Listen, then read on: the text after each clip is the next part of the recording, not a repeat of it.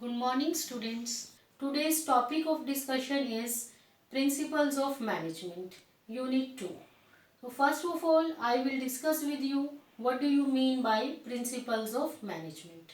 Principles of Management are broad and general guidelines for decision making and behavior of managers. So, what do you mean by these Principles of Management? Student, these are the guidelines for decision making of the managers. These principles of management guide managers while taking their decisions. And these principles of management guide managers that what should be their behavior while handling different situations of the business. Now, let's move to different principles of management. There are 14 principles of management given by our management expert Henry Fayol. We will start with the first principle, that is principle of division of work. According to this principle, entire work of the organization should be divided into different small tasks. What I am saying, entire work of the organization should be divided into different small tasks, and each small task should be assigned to different persons. When every person will perform one task again and again, he will be specialist in that very task, and benefit of specialization will go to the organization. Now what are the benefits of specialization?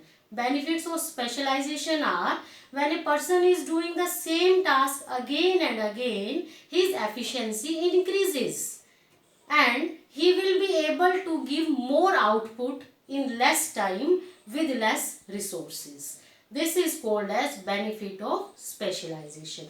This is clear to you? Again I am telling you what do you mean by division of work. This principle says that entire work of the organization should be divided into different small tasks, and each small task should be assigned to different persons according to their capabilities, according to their skills.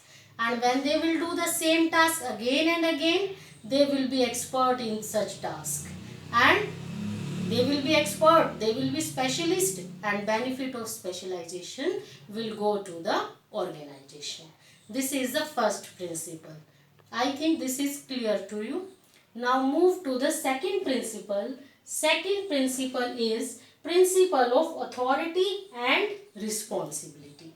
Authority means rights to give orders to the subordinates, rights or powers of the superiors to give orders to the subordinates. Superiors means here seniors, boss, and subordinates means employees. So authority means rights of the superior to give order to subordinates.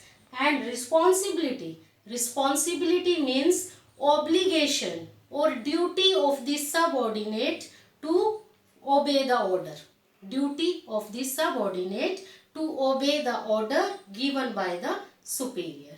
So this principle of authority and responsibility says that authority and responsibility should go hand in hand.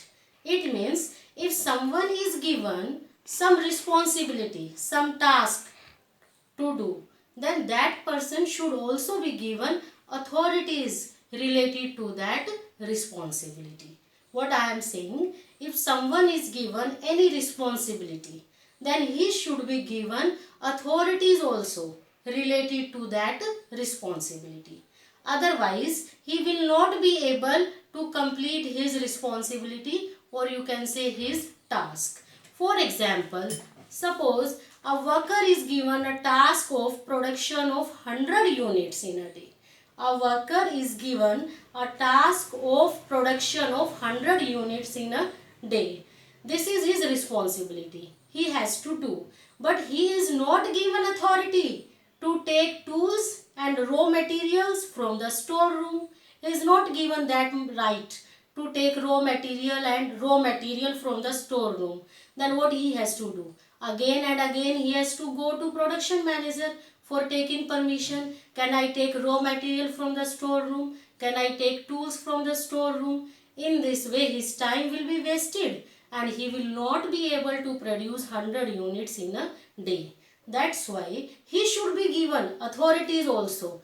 You are given responsibility of production of 100 unit. Now you are given authorities also. You can take raw material or whatever you require for production from the storeroom.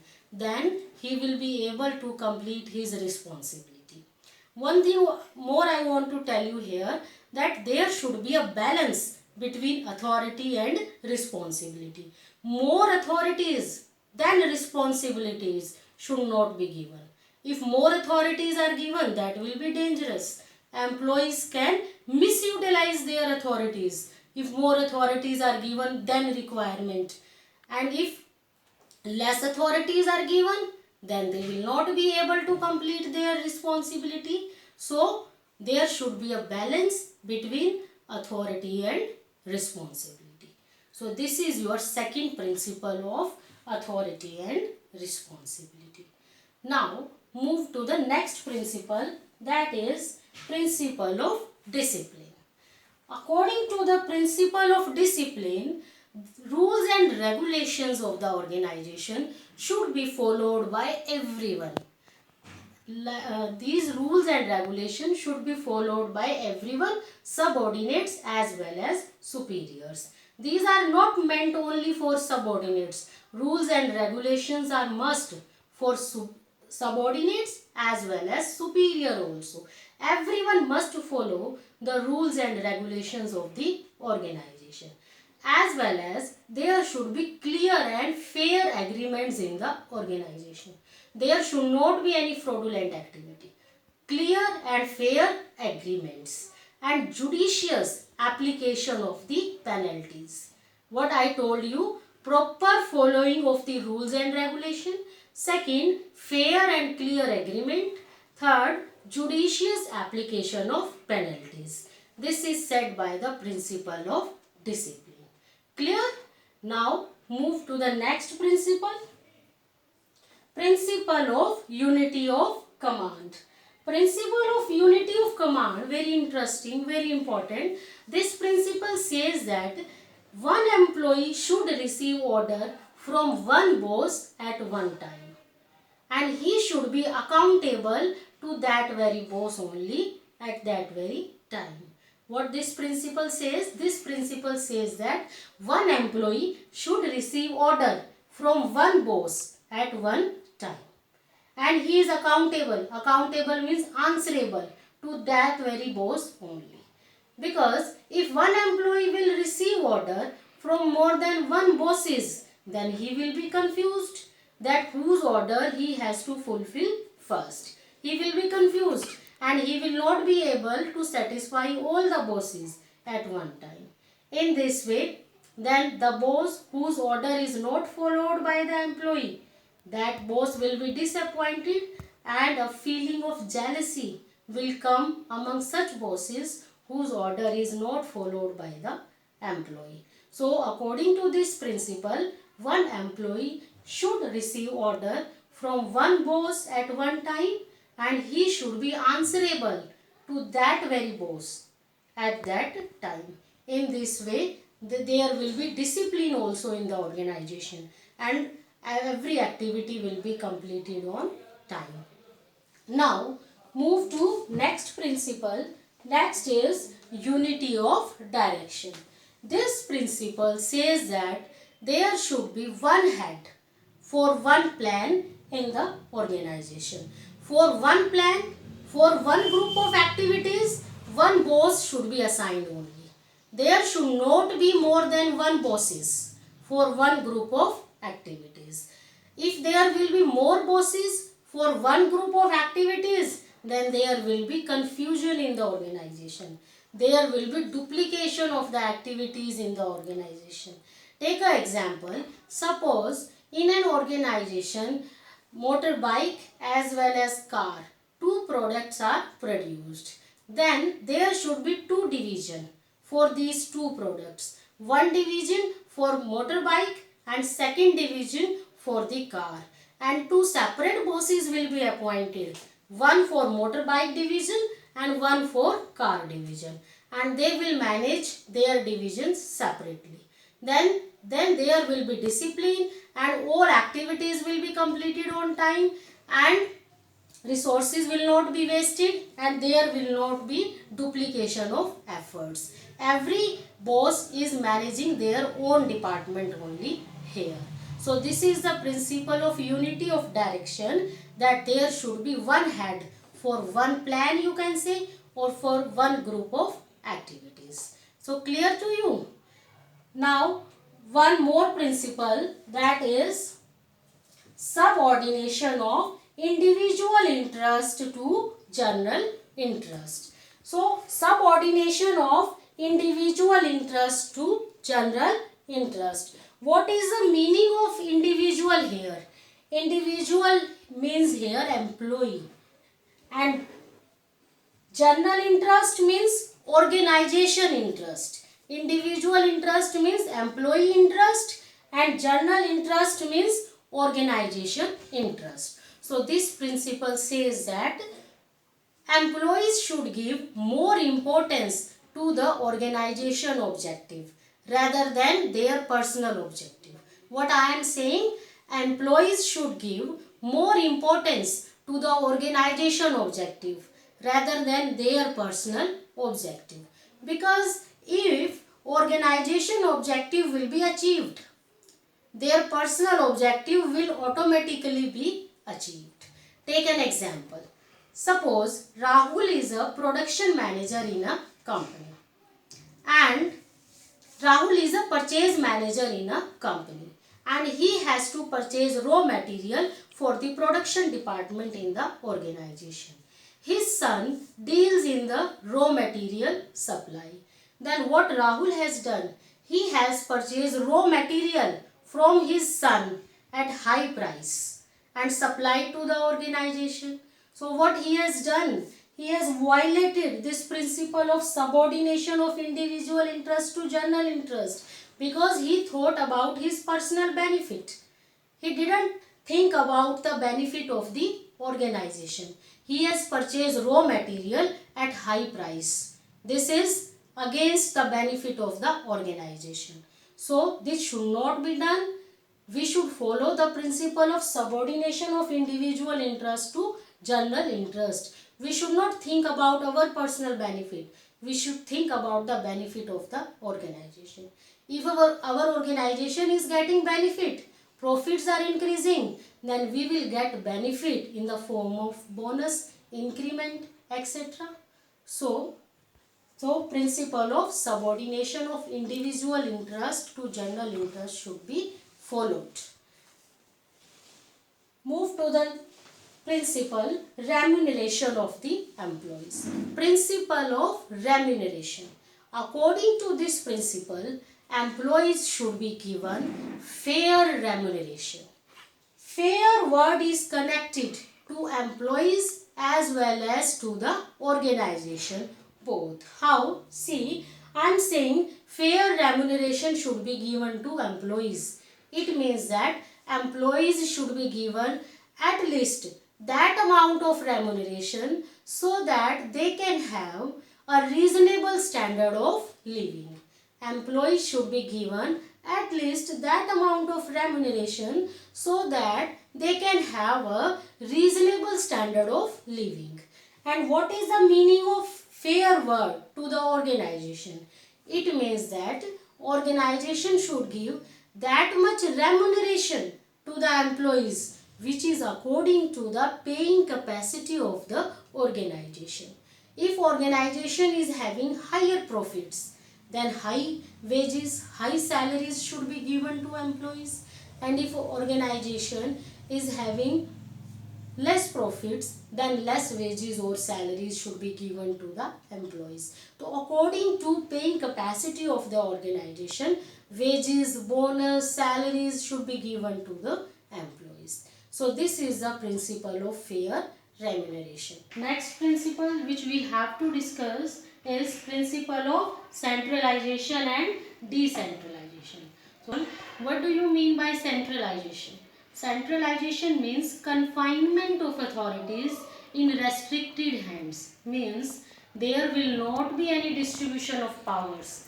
Powers will remain in the few hands, that is with the top level of management. And decentralization means distribution of powers among middle level of management as well as lower level of management. According to Henry Fayol, there should be a balance between centralization and decentralization. How? See, powers to take major decision should remain with the top level of management.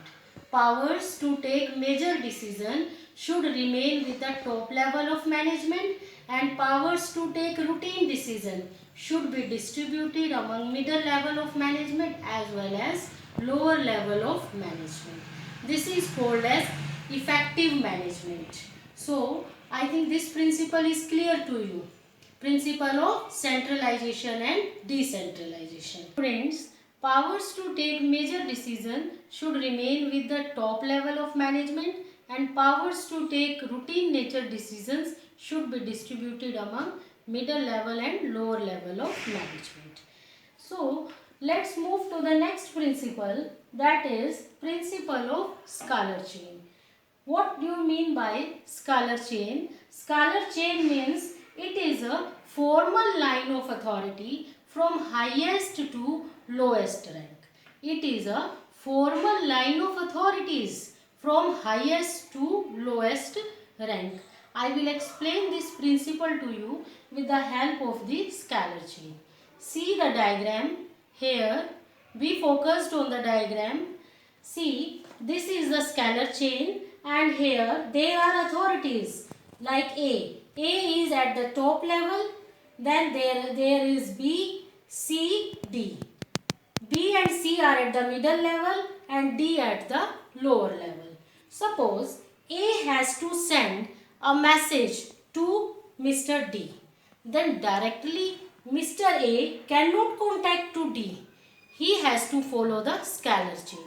He has to send his message firstly to B. B will convey the message to C, and then finally C will convey message to D. In the same way, if D has to convey any message suppose to B, D cannot contact directly. D has to send message firstly to C. C can convey the message to B. In this way, scalar chain works. But sometimes there are situations of emergency. At that time, we cannot follow scalar chain. There will be a need of direct contact. So at that time, a concept of gangplank is utilized. What is this gangplank? Gangplank is a method by which one officer can contact to other officer directly. Like at any point of time, D has to contact to Mr. G. Then with the help of gangplank, directly he can contact to Mr. G.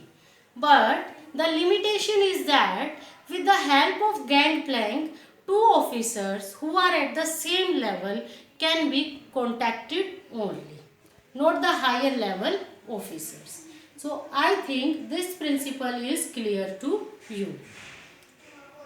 Now move to the next principle. Next principle is principle of order. According to this principle, there should be a proper place, there should be a right place for everything and everyone in the organization.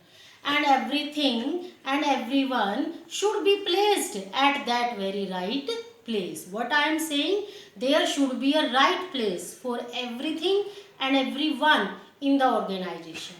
And everything as well as everyone should be placed at that very right place. Yes, in an organization, there can be two type of orders. There can be two type of orders, social order and material order. Arrangement of things at the right place is called as material order.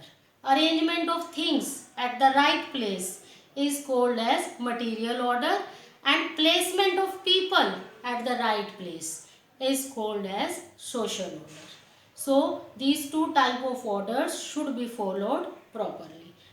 example, tools should be kept always in the toolbox so that they can be utilized by workers when they will be required. Or you can say receptionist should be present every time at the reception so that all activities can be conducted properly in the organization. This is about the principle of order. Move to the next principle, principle of equity.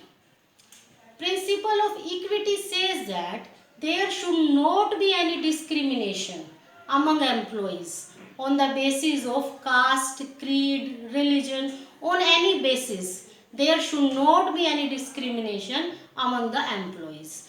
Everyone should be considered equal. Suppose two employees are working at the same post, then according to the principle of equity, they should be given equal wages or salaries. So, there should not be any discrimination. Yes, now move to the next principle, that is stability of tenure of the personnel. Stability of tenure of the personnel. Personnel means you people are very much clear, employees. That there should be job security to the employees.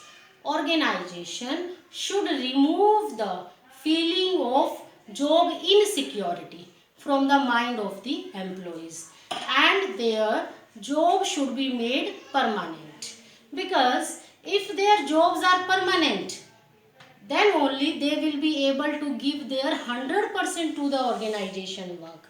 And if their jobs are not permanent, they will have a feeling that if they will not do work properly, they will do any mistake, then they will be removed from the organization and they will try to find out job somewhere else. So according to this principle, we should give them feeling of job security, that your jobs are permanent. Then only they can give their 100% to the organization. Now, next principle is principle of initiative. This principle says that employees should be given opportunity to give their suggestions when decisions are to be taken regarding employees. When management has to take any decision regarding the employees, then employees should be given a chance, opportunity to give their suggestion. And if any employee is giving best suggestion, that should be implemented in the organization. In this way, it will be a source of motivation for the employees. Next is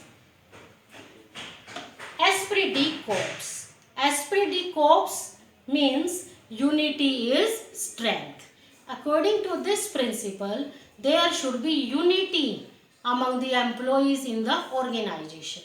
There should be a feeling of team spirit in the organization among employees, workers as well as management.